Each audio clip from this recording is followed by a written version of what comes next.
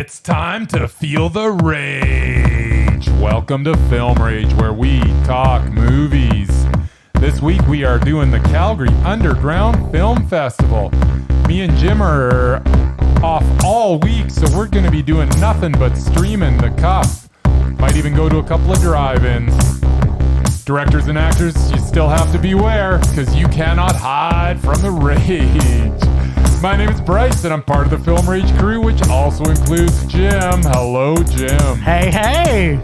So, with the introductions out of the way, let's rage on. Well, I don't know how much rage we're going to have to feel this week, but I still don't know what this is going to look like, but I'm super excited about this week. This is, if I can't go to Hawaii or Greece to drink olive oil and eat feta cheese, It's already off the rails. yeah, then I might as well be at Cuff. So this is the best vacation I'm going to have this year, I think. Yeah, no, it's still pretty sweet. I'm actually pretty happy so far. So the opening gala was good. Yeah, I wasn't, it was not what I would have considered a traditional opening gala for Cuff, though.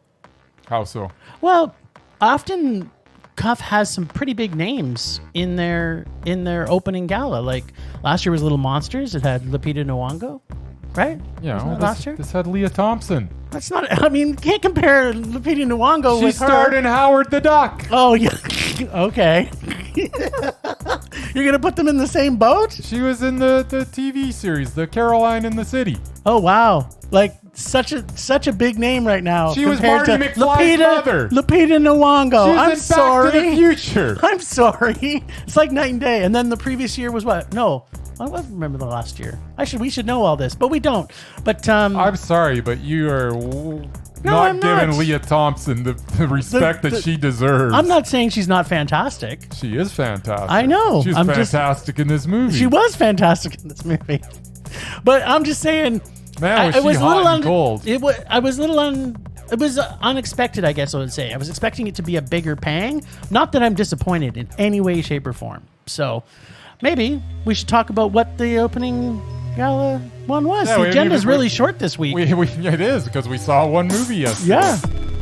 But it's worth talking about. It definitely is. Now, whether we can talk for, an hour about it is probably not going to happen. I think we're going to it's going to be a short hit. Yep. So how about I start off? Yeah. And you can jump in with all kinds of goodies. So, Dinner in America. Yes. Now, I didn't know much about this. Like, I hadn't heard any buzz about it. I hadn't heard nothing about it. It's directed and written by Adam Raimier. Think that's the right pronunciation? Sure. Okay. He hasn't done a lot of... He did H.P. Lovecraft's Two Left Arms, Jonas... The Bunny Game. He did a short called Henry and Marvin. I'm kind of excited to go back and see some of his stuff. Yeah. Yeah. This was a real pleasant surprise for me. It also stars Kyle Gallner and Emily Skeggs. Yep.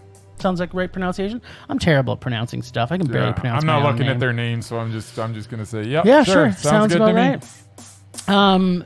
right. So my favorite line from the movie, which happened to become the theme for the entire film, was, "You need to take it down a notch." Yeah. Or, almost as good, was, "Kevin, you're at an 8 and I need you to be at a 3. Yes. I love the dynamics of the family. It was so good. Also, the lead actor, Kyle Gallner, kind of reminded me, I don't know if he did this for you, but he kind of reminded me of a younger, grittier version of Robert Pattinson.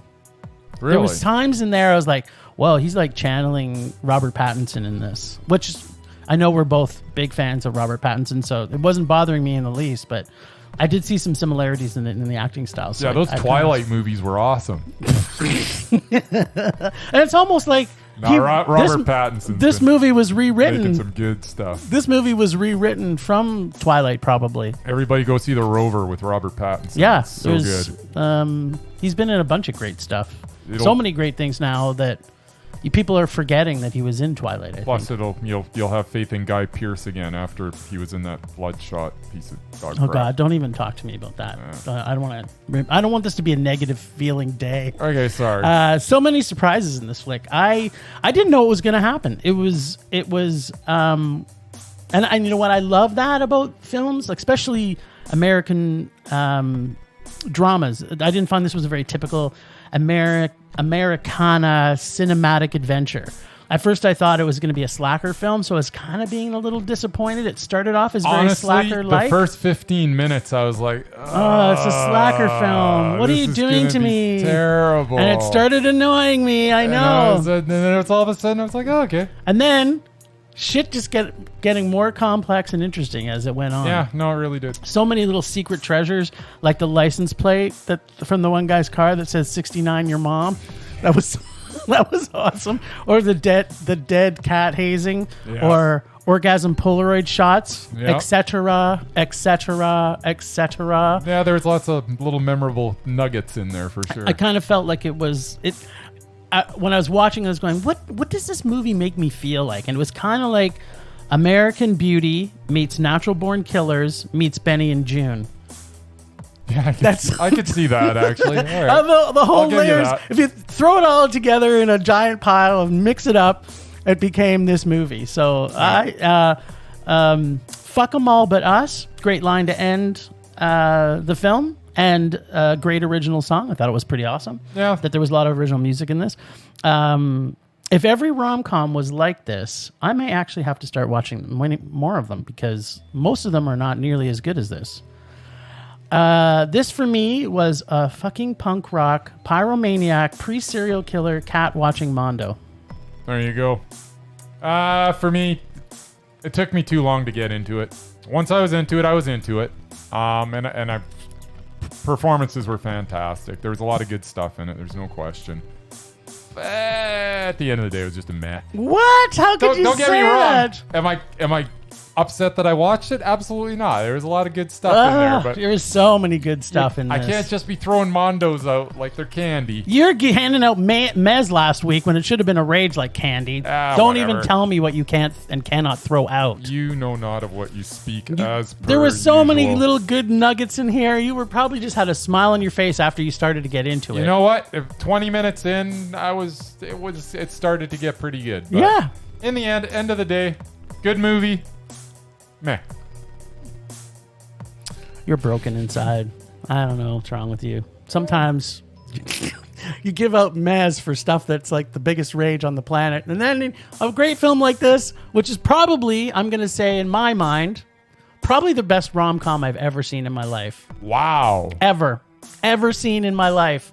That's crazy. So you can tell how much I hate rom-coms, but this was not a traditional rom-com. Yeah, and I also don't like American. American. A rom-com is kind of. Also, I don't like American. What are you talking about? It was funny, and there was romance. It's a rom-com. Okay. A punk rock rom-com, maybe. It's punk rock rom-com. All right. Right. I'll give you that. It's punk rock rom-com. And the I don't normally like Americana cinema because I find most of it's pretentious and boring and annoying because I don't find directors and writers from the U.S. a lot of times really capture real life.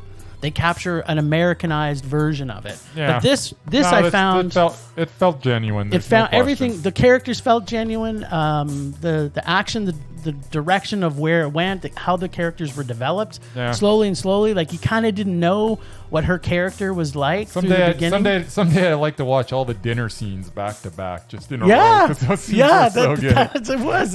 No matter who, they were always. It's kind of weird in this day and age. Everybody's sitting down having dinner, but we ended up with 3 times in this movie where everybody's sitting around the table having dinner. There's a reason it was probably called Dinner in America. I guess so. It really gives you a good picture. So this brings up a good point. So one of the things we're going to do this week, obviously yesterday we only saw one film, but we're going to talk about what our favorite moment was from the previous day, and then we're going to talk about what our favorite film was. So obviously our favorite film from yesterday was just one because there's only one. And it was good. It was a solid meh. It was a solid Mondo for me. In fact, let me repeat it. It's a fucking punk rock, pyromaniac, pre-serial killer, dead cat watching Mondo. I also liked it. but not quite that much. Well, you're broken. Yeah, well. So I'll go with my favorite moment. Honestly, Yeah. mine's simple. I just like seeing Leah Thompson again. We talked about her earlier. I haven't seen her in forever. And she was just so good. yeah, I don't know. I don't remember where I've seen her last. Exactly. So I'm sure she's been popping up all over the place. Yeah. But you know, she hasn't been on my radar, and just seeing her in anything was kind of cool. Okay, well, my favorite moment, I'm going to say moment, not necessarily scene. There's so many great Yes. scenes in this. Yeah, there's some good Was the prayer scene when he prays for the family and he outs Kevin. stuff. That was by far my favorite scene. Yeah. Just because he's like, what? He learns by a stranger at his dinner table that he's adopted. So, surprise for everybody who's watching. That's the only spoiler we're going to give you. But Then a little later on, he introduces Kevin to the weed. yeah, to the weed. It's like, I don't know if I'm stoned. Well, you're not angry anymore. So Let me see your eyes. yeah, I tell you. There was too many things about this that was so good. Yeah, no, I think this was a really good movie to start this festival with, I think, because it really... Oh, it sets the tone. There's no question. Yeah. And this is, honestly, this is what Cuff's all about, giving us something different like this. That, I mean, where else are you going to see this, a type film like this? Nowhere. Yeah. Exactly. I don't think... And you'd be lucky. In my heart of hearts, I'm always rooting for these guys to get like widespread release. But the new Little Miss Sunshine or whatever. yeah, Right? but it's kind of it's a flip. Well, I wish it was a flip of the coin. It's hard. It's hard to get a widespread release. So No, I know. Hopefully this will get a following though. Although that's the thing, right? Is because I think this was its And international release, wasn't it? No, well, it debuted at Sundance. Oh, did it? Okay. Yeah, and everybody went gaga for it over at Sundance. Yeah, so maybe it will get a little bit of push then. Yeah. That's good. So yeah, no, it's nothing but good stuff have been said about it, including here today. Yeah, awesome. Well, I guess that's all we need to talk about for this week. But, yeah, as I say, we're gonna have a bunch of quick hitters. It's gonna be. I would imagine that when we're talking about 3 or 4 movies that are it'll probably be 20, 25 minutes, but. We're going to get in, we're going to get out. You're going to get your quick daily dose of Cuff content. And, we're going to tell you what you think. Hopefully you'll start watching some of the stuff we're talking about, because I'm positive it's all going to be worth watching. Oh, yeah. The programmers at Cuff do a real good job. Yeah, and I think that just looking at what we've got to come here is going to be great. Oh, yeah. Hopefully, I don't know the answer to this, and maybe I'll check in with our friends from Cuff. We can talk about it a little bit tomorrow, but I know that some of these have those, we call those geo blockers on it, but because we have a lot of listeners in the US, and hopefully they can have access to this stuff from down there, right? Because look into that. yeah, I'll check that out. We'll talk about that tomorrow, and I'll talk about it a little bit on social media. So I guess until tomorrow, people, where we're going to talk about a whole bunch of stuff. We're going to do a lot of shorts tomorrow. We got a doc to talk about. We got a doc. We're going shorts crazy tomorrow. Yep. And then the day after that's going to be a huge day. The drive-in, baby. Yeah, we're doing a drive-in, and we're watching 5 features the next day. So, motherfucking drive-ins. Looking forward to tonight, actually, because I'll be watching all this stuff today and tonight. And tomorrow we're going to talk about it. Sounds good. All right. Well, we'll talk to you and see you tomorrow, guys. But thanks, Ragers, for listening. Thanks for the extended Film Rage crew of Murray, who's technically just away today. He'll be back with us tomorrow. Leonard Conlon for his artistic vision and photography via Leonard Conlon Photography. Listen to us on Podbean, Apple Podcasts, Google Play, TuneIn, Stitcher, iHeartRadio, and Spotify. Follow us on Facebook, Instagram, Twitter, YouTube, and check out our website at filmrageyyc.com. Please leave us messages. We are always wanting to hear your feedback because we want to make this a raging blast for our listeners. So please comment often and please make us rage. Please, please. That's it for today. Rage on. Yeah, look for us tomorrow about the same time and rage on.